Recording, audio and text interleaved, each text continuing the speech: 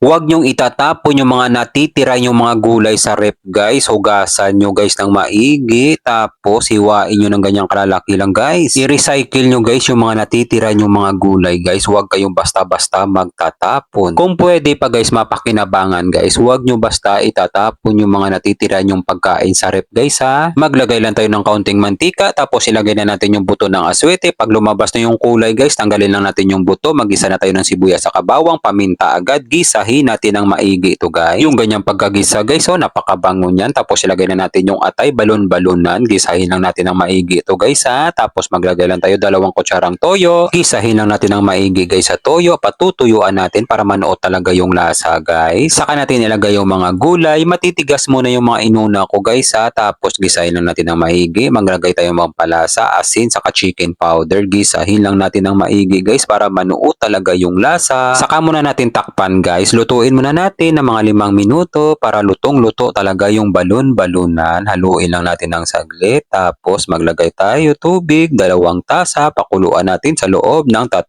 minuto. Habang nagluluto ako dyan guys, tuloy-tuloy pa rin ang pagbagsak ng ulan. Pagkalipas ng 3 minuto guys, tikman muna natin. Naku guys, kampiyon ang lasa guys. Kaya nilagay ko na agad yung repolyo. Pakuluan natin ulit sa loob ng 3 minuto. Shoutout nga pala sa ating mga followers sa palagi nyong panonood. Ingat po kayo palagi dyan kung saang lugar man kayo. Pagkalipas ng 3 minuto guys, sakto lang yung pagkaluto ng repolyo at yung ibang gulay. Maglagay tayo agad pang palapot guys. 2 kutsarang harina. Haluin lang natin ng saglit guys. Bibigyan ko na lang to guys na mga ilang minuto para hindi ma-overcook yung mga gulay guys. Yung ganyang pagkaluto guys. So napaka-aesthetic. Kulay pa lang nakakatakam. Shoutout nga pala sa ating mga kababayang OFW sa palagi yung panonood. Ingat po kayo palagi dyan kung saang bansa man kayo. God, maraming salamat po sa biyaya na binibigay mo sa araw-araw. I-bless nyo po yung food na magiging silbing lakas sa katawan namin. Amen. Kain tayo guys. Kain Pinas.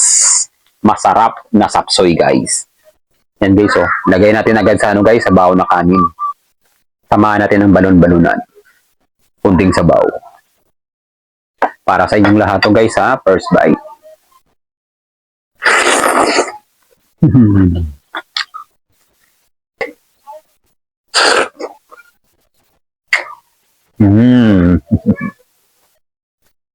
Kampiyon.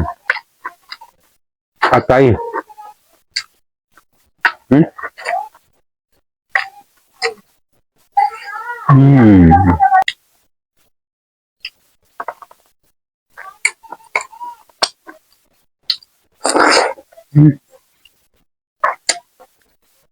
Sarap ng sauce guys.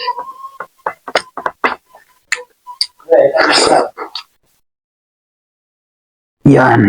Binuhos ko na guys para agad lumamig.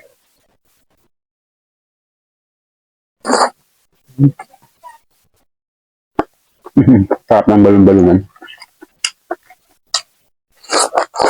Guys, medyo mahaba ng video. Bibigyan ko na ako ng pamalakasan guys ha. Perfect bite pang commercial. Balon-balunan guys. Napakasarap niya. Lagay lang natin dito sa bahaw na kanin guys. So, patong natin guys. Oh. Yan. Para sa inyong lahat to guys.